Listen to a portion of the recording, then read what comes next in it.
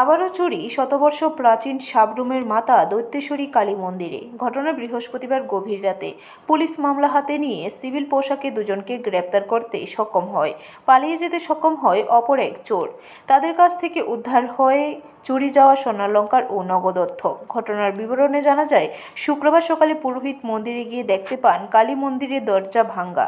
সাথে সাথে খবর দেওয়া হয় সাবরুম থানায়। সাবরুম থানার পুলিশ ঘটনাস্থলে ছুটে যায়। দরজা খুলতেই দেখা যায় মাতা দৈত্যেশ্বরী মায়ের স্বর্ণালংকারগুলি নেই। মন্দির পরিচালন কমিটির পক্ষ থেকে জানানো হয়, আনুমানিক 25 ভরির বেশি স্বর্ণালংকার এবং বেশ কিছু রূপোর গহনা ও নগদ প্রায় 20,000 টাকা চুরি হয়েছে।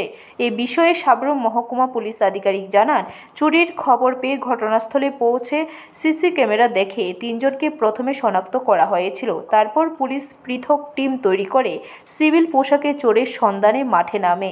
তারপর একটি জায়গায় গিয়ে 3 জন চোরকে ঘেরাও করে।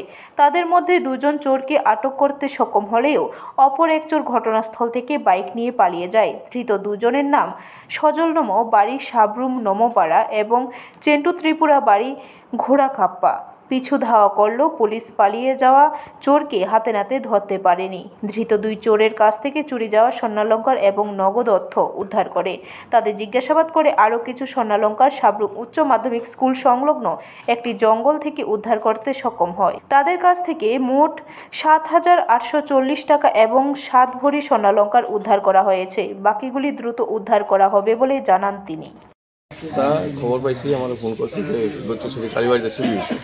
এখন আমি স্টাফ নিয়ে আসলাম, এসে দেখলাম মায়ের যত স্বর্ণ গয়না আর রূপার জিনিস ছিল সবগুলি নিয়ে গেছে। তবে তারা আনুমানিক যে হিসাব দিচ্ছে, স্বর্ণের জিনিস হলো 25 ভরি আর রূপা 40 ভরির মতো। ক্যাশ টাকা 30,000 টাকা এখান থেকে নিয়ে গেছে।